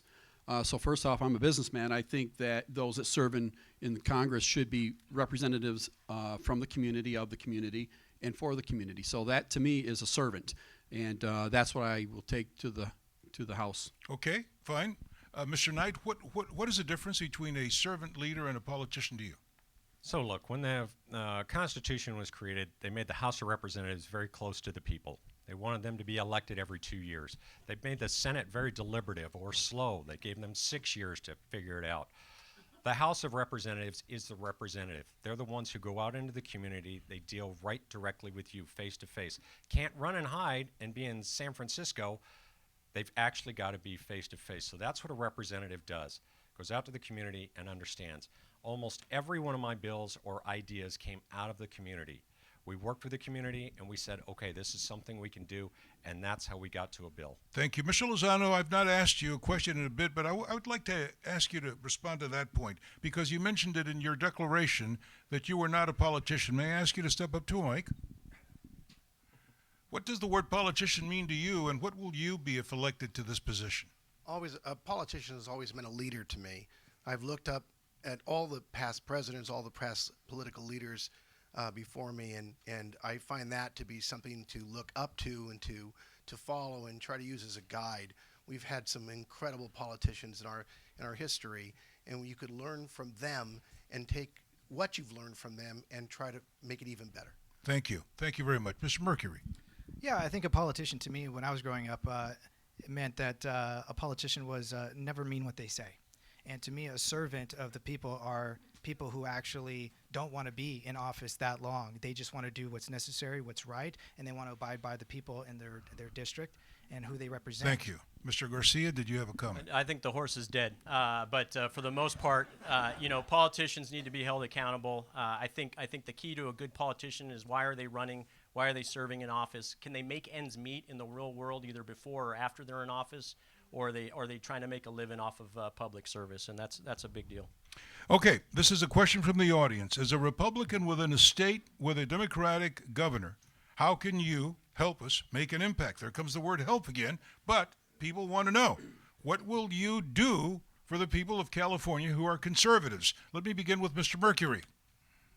Well, again, I think one of the biggest things that we have lost is the sense of family. I think that we have lost that path, and I think those of us who are here right now in this room believe in that. And I think that installment needs to actually go on a much grander scale when it comes to educating our kids and instilling the fact that they also need to take part in government. I actually had the privilege of speaking to one of the high schools here in Simi Valley, and that is something that did not happen when I was growing up. Is getting your kids involved in understanding just how powerful they really are, and that they need to ensure that that power stays in their hand, so that they get, when they become an adult, what it means to protect their sovereignty and freedoms. It starts at the youth, so that it carries over into the next generation. All right, Mr. Jenks. Yeah, I think the collaboration, because we have everybody fighting each other. It means hold your ground for one as a Republican, but also means to collaborate with your opponents in the House. So the Democrats, the Libertarians, the Independents, we need to collaborate with them and find common ground in the center. But that's really the key here. We don't see enough collaborations. It's just a lot of infighting going on. Anyone else? Mr. Knight. So I'm going to give you two numbers, number 1 and number 5. Number 1, when I was in the Senate, I passed more legislation than any other Republican in the Senate. Now, you can't pass a bill in California as a Republican without getting Democrats on your bill. We had co-authors from the Democrat Party, and they understood that this was an issue and it needed a problem solved. Number 5, I was the 5th most bipartisan member of Congress my last term. That means that I actually worked with everyone. We had a problem. We got to solve the problem. It's not a Republican problem. It's not a Democrat problem. It's a problem. How do you solve the problem? You get people together, you work on the issue, and you solve it. Thank you. Yes. The question, I believe, was how do we provide hope to conservative Republicans in California? How do you make And an impact? Yes. I think it's a one-word answer, and it's win. I think if we win in this district with the special election happening on March 3rd, just a few weeks from now, we will make a huge symbol across the nation and be an inspiration to not only Californians but the entire nation, that typically purple or blue districts can be recovered with the right candidate. So this brings us to the real gut question.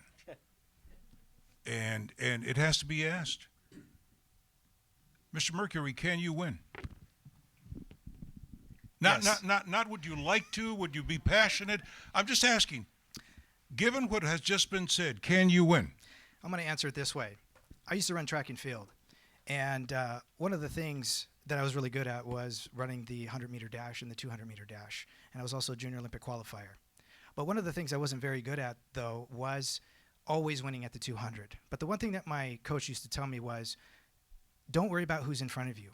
Worry about the end goal. And the more I kept thinking about that, the more I realized it didn't matter where I was at in the race. It mattered where I was going to end up. And that's why I believe I'm going to win. All right, Mr. Jenks, same question. Marines never surrender, so yes, we can win. Mr. Knight. Yes, I can absolutely win. We've looked at this race, looked at kind of the issues and what's in front of us. We've also looked at what's failing not just in this district, but what's failing across the state and what's failing across the nation. I've talked to an awful lot of people, and they say, we've got to change. We've got to do X, Y, and Z instead of always doing A, B, and C. So, yes, I can win, but we've got to change the way we think and change the way we do things, because if we're going to win this seat, we could win Valadeo's seat. We could win Mimi Walter's seat and Dana Rohrabacher's, and the list goes on to win these seats back. But we've got to be willing to do a little bit different and connect it to things that we've done good in the past. Mr. Garcia. Yes, I can win. I would not have gotten in this race back in April if I did not think I could win or would win. There's a saying from Sun Tzu in The Art of War that the winner knows he's won before the fight begins, and the losers figure it out about halfway through the battle. So that was the value of spending the 4 months looking at all the data and getting the support of the local community and making sure that my message, that my resume, and that my history would truly resonate with the constituents of the 25th District. So yes, we will win. There is a question from the audience. I need brief answers on this one because there's another one right after that. It's just a big one. The people are asking, aren't four of you guys dividing the conservative vote? Isn't this something that you should be talking about so that we don't end up having split our own vote? Mr. Knight. No, we're not. We're not. We do polling about every week. We look at the polling, we figure out where the votes are and what's happening, and if there's any changes. If there's a change here, if there's a blip there, it looks a little bit like an EKG, but not that much. The split is not there. I can tell you right now, Christy Smith is not getting a split because she's out there running and she's not got fine people like this running against her. But the split is not there. You're going to see a Democrat and a Republican on March 4th. All right, Mr. Jenks, same question. Are you splitting the GOP vote? Candidates don't determine who's going to be on the ticket, and the voters decide who is elected. So I would say that no, we don't split anything. As a matter of fact, we do have a group of candidates here that can't be compared with the Democrat and the other parties. This is a fine group of candidates up here. Thank you. So that's the way it is. Mr. Mercury. I'm going to have to second that. It definitely comes down to the voters. It comes down to who you believe is going to best represent you.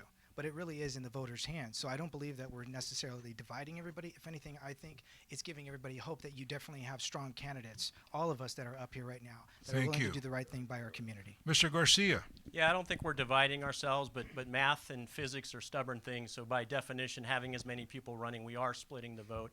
But I do have faith in our district that we will unify behind the right candidate.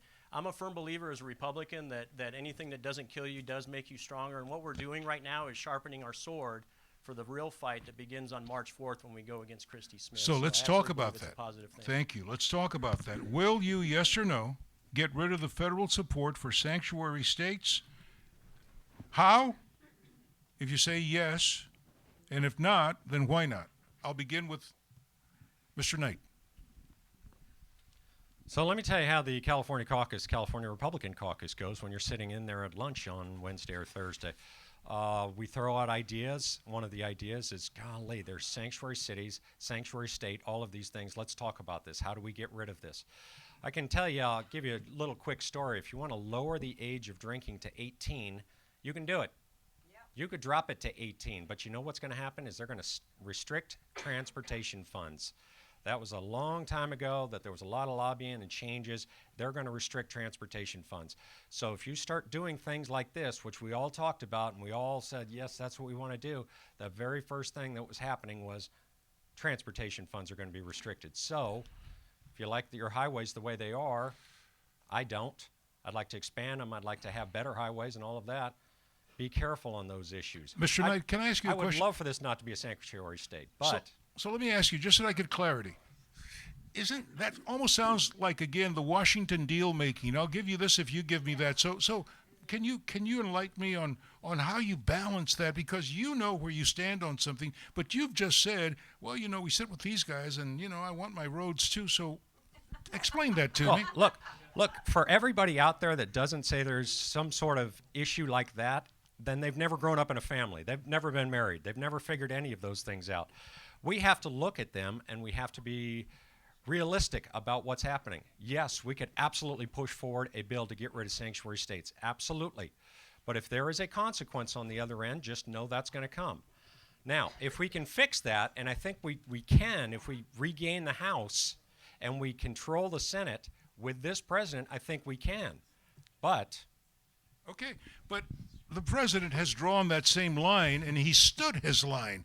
I just want to get your answers. Mr. Mercury. Yeah, that right there for me is prime example of the fact that this is a flip-flop. You either are for it or you're against it. I'm against it. When we have sanctuary cities, that goes completely against our Constitution, your sovereignties, your freedoms. You cannot have somebody say yes in one hand and then no in the other. That's like Bernie Sanders telling everybody, you know, free medical health care for everybody. But then in the same breath, he says, but I got to raise your taxes. So are you saying yes or no? Because the question was, will you get rid of federal support for sanctuary states? In other words, are you for sanctuary states? I'm against sanctuary states. Okay, so then would you work to eradicate them? Yes. Absolutely. Mr. Knight, I want to get your answer on the record. I'm against sanctuary states. I'm against sanctuary cities. Absolutely. 100%. Okay. Mr. Jenks, your position, yes, no? Yeah, I'm not going to negotiate over sanctuary cities and sanctuary states. We're not going to have it. And how many voted to have a sanctuary state or a sanctuary city? None of us voted for it. The power's in the people, we the people. So it's not up to me, it's up to us, all of us. And yes, I'm absolutely against sanctuary cities, sanctuary states, and we need to put ICE in control. Mr. Garcia. It is a clear assault on our Constitution and one of the biggest threats to our national security. Thousands of Americans are killed by illegal immigrants every year. We absolutely need to have the federal government crush state and local governments if they ascribe to a sanctuary city policy. One of the ways you can gain leverage and make sure it does come to a head is you hold the cities and you hold the local governments accountable for the deaths of any Americans who have died at the hands of illegal immigrants. If you charge the city of Simi Valley, for instance, if Simi were a sanctuary city, and thank God it's not, but if you were to charge that city $500,000 for every death of an innocent American at the hands of an illegal immigrant, you would stop seeing sanctuary cities pop up all over our country. Thank you. We have time for maybe one or two questions. This is, and I'm trying to pick the ones that seem to have been asked the most. This one is a little long, but I'll try to keep it very brief. Let's say that you're faced with a decision that you need to make as a member of the House of Representatives. Your constituent bosses, though, may not agree with you, but you think it's the best thing to do in their interest. Who do you listen to, or what do you do? Let's begin with Mr. Garcia. That's a great question and an academic debate that goes back 244 years, right? That's why our Constitution is written the way it is. The bottom line is that I have an accountability and responsibility to my constituents, but in the end, I have an accountability and responsibility to the national security and the survival of this country. If ever those two interests depart or decouple from each other, I have a responsibility and accountability to explain to my constituents why I feel the way I feel, have a conversation, whether it's a town hall. Frankly, I don't believe a representative should ever shrink away from a town hall. That's good conflict, that's good friction. We all evolve from those conversations, and that's what makes us better as Americans. Mr. Jenks. Yeah, I agree along that line. We have a federal constitution and we have a state constitution, and the federal constitution comes first. So yes, that needs to be communicated to the constituents, and always first be the voice of the constituents, and then try and have a settlement on those issues that just to be clear, but the question phrased by the audience member used the phrase constituent bosses. Do you see them as your bosses? You're their employee? Absolutely. All right, Mr. Very Mercury. simple. Mr. Mercury. Well, I think the first thing that we need to do is, of course, remind our constituents that, especially when I was in the military, when you swear an oath to support and defend the Constitution, you say that first, which means your loyalties have to be first to the set of ideals that made this great country in the first place. So it's about mutual accountability with each other. And so that's one of the things where if the county or the people, if our constituents are going in the wrong direction, it is also our responsibility to ensure. Wait. But now that's a subjective decision. You're saying that they're going in the wrong direction. No, I'm saying if that's the case, and it has to be based on the Constitution, it has to. You have to make sure that what is being talked about is arguably founded on the Constitution. So you're going to look at the Constitution. I get it. All right, Mr. Knight, did I ask you that question? No, you didn't, but please, I'll answer. Please, sir. Absolutely. That's why you go to the constituents and you say, how is everything going? Obviously, we take an oath to the Constitution. That is where our loyalty is. But remember, we're representative for this district. We must know what's happening in this district and talk to them and understand what they're saying. Thank you. All right, one more question, then the closing remarks. Yes, no. Will you support term limits, Mr. Garcia? Yes. Would you like to say why? You said yes, no. That's fine. I got your yes. You said That's yes, on no. the record. Tell me why. I got you on that one, too. My opinion is that. Thank you. No, I'm kidding. I knew it's a trap. My opinion is that if you go to D.C. too long, you forget why you're there. You forget who you're serving, which is your constituents. Frankly, if you can't get done in what you need to do in the span of 10 years, then you shouldn't have been there in the first place. If I may, just a nuance, and one of the issues with term limits not getting passed is no one can really agree on the number. I heard the number 8. I ascribe to the number 10. Others is 12. So that's the challenge, is to get a two-thirds majority. Thank you. Mr. Knight, I'll go just down the line. Yeah, absolutely. I'm fine with term limits. You've got to pick a number that's going to fit both. Give me an idea. You got to fit both. So here in California, we did 14, and you said you could do 6 and 8. Then we changed it to 12. And so then you could do 12. You could do 12 as a senator, 12 as an assemblyman. Because that changed, they took away pensions from assemblymen and senators. So that was kind of the big drawing line. We don't want you to have a pension, and we don't want you to stay there that long. So if we're going to do it at the federal level, then you've got to let the representatives stay enough time so that the staff is not running Washington, D.C.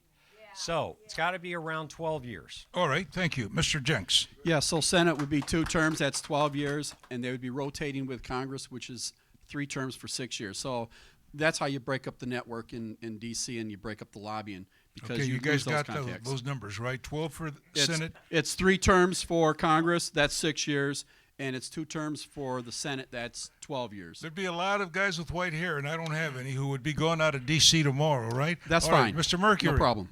Well, right now, the most powerful seat in the House right now is the president. It's 8 years. We look at right now people that are in Congress that have actually been in over 40 plus years, and we wonder, some of them have actually seen 5 presidencies. So no, these are extremely, extraordinarily powerful seats, and they are not incorruptible, or the people that sit in them. So I say 4 terms, 8 years, no longer the president of the United States. You are done. Thank you. Time now for the closing statement. I began initially at your end. I'll begin today with Mr. Garcia. Yes, please. Please. In my mind, one of the best legislative accomplishments that the president has gotten passed is the tax cuts bill. So to the candidates, can you tell me specifically about the bill, what you liked about the legislation, and then where you thought it could have been better? All right. And that'll be the only question I've got time for, but thank you very much for asking it. All right, let's begin with Mr. Garcia. Go ahead. So what I liked about it was across the board at every tax bracket, the percentage came down and the thresholds to reach those tax brackets came down in terms of the dollar value earned that year. That was the catalyst that got things moving. In the corporate world, on the left attacked the tax cut because it did benefit corporations, but it freed up capital that can then be used for internal research and development, the advancement of technologies in all industries, and frankly, the expansion of the companies and higher employment rates.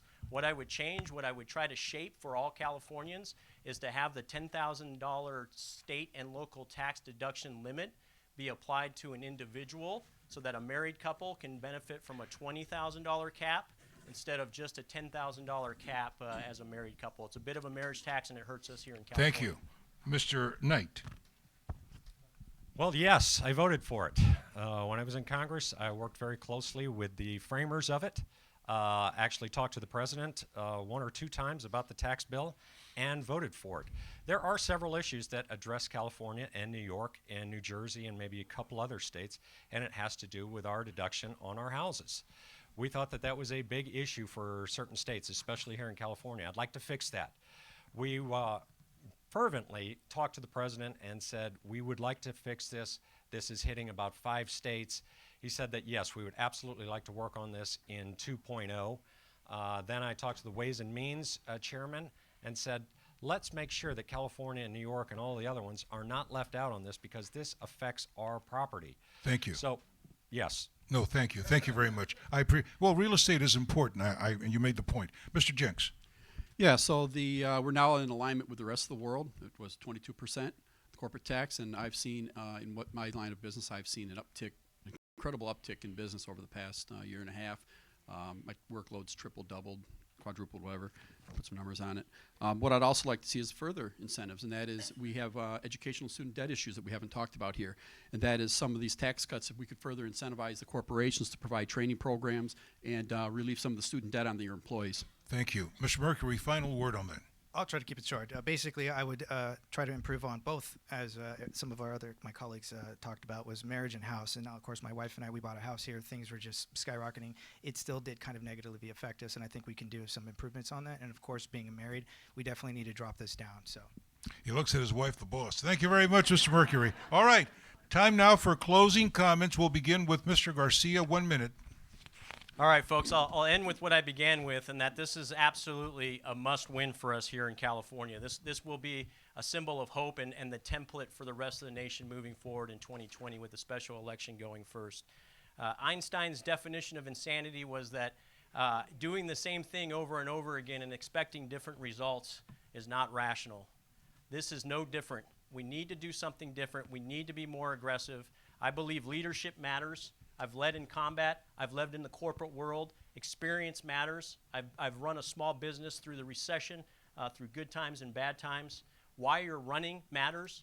I'm not running for ego or pride. I'm running because I believe in the Constitution, and frankly, what I saw in Katie Hill and now what I'm seeing in Christy Smith scares the hell out of me. I'm not doing this for the money. I'm not doing this for ego or any other reason. I'm doing this for the security of the nation. I believe people like us need to step up. Thank you. All right, Mr. Knight, closing comment. Well, thank you all for coming today. I think you saw 4 very good candidates, very qualified candidates. I want to thank my family for being here, and I want to thank you all for listening. This is very difficult. It really is. Being a congressman is tough. It's not just get elected and they tell you what to do. They don't. Your first day is a handshake and go ahead. So experience does matter. Experience at the local level, at the state level, and now at the federal level, it does matter. Remember, one of us is going to be the congressman for 6 months. That's a special election. Do you really want to put somebody up there that's going to have to figure out what to do, or do you want somebody who's going to hit the ground running? I'm going to hit the ground running. I've already got 5 or 10 phone calls I'm going to make on the very first day to change things in the VA with our veterans and other issues. So it's ground running experience. That's what I bring. That's what I hope you will vote for. Thank you. Mr. Jenks. This is all business as usual. So, you know, I've got 30 years in business, startup company. So I know how to organize, how to build a business. And you have to treat Congress like a business as well. So you got to get in there, build your, you have to have a business plan, so to speak. You have to do your pro forma financials if you need to. You got to know where your money's going to come from, how it's going to be spent. But I kind of take this personal too. I'm the grandson of America's founders, Revolutionary War heroes, Union soldiers of the Civil War, World War II, and the Korean War. And I fought the good fight myself, so I'm going to get in there, give it a good fight, and treat it as a business and be responsible to the constituents here. Thank you, Mr. Jenks. Mr. Mercury. I'm going to take a quick moment. I'll agree with Steve Knight. Yes, this is definitely tough. This is hard. This is difficult. But one of the things that has made it easy is my wife.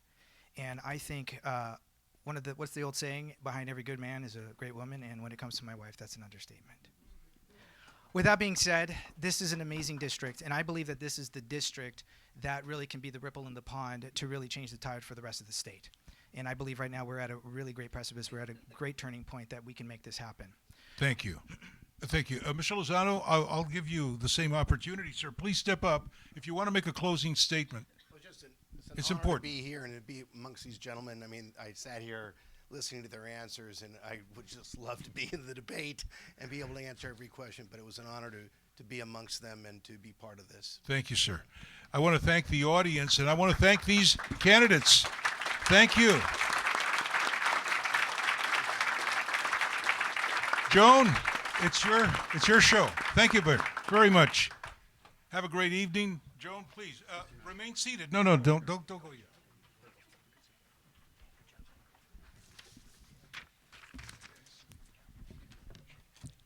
Thank you for joining us at the RVC for this important debate. On March 3rd, or sooner, if you vote by mail, you will cast a vote first to fill the short-term seat left vacant when a disgraced Democrat was forced to resign. You will also cast a second vote for the person you want to represent your values in the halls of the House of Representatives. We hope tonight's affair has given you information you need to make these important decisions. We also hope you will consider signing up for future events at the RVC, and that you will consider becoming a member of the Republican Value Center. So as you leave this evening with the candidates' words ringing in your head, we leave you with words from the first Republican president, Abraham Lincoln. Quote, "Nearly all men can stand adversity, but if you want to test a man's character, give him power."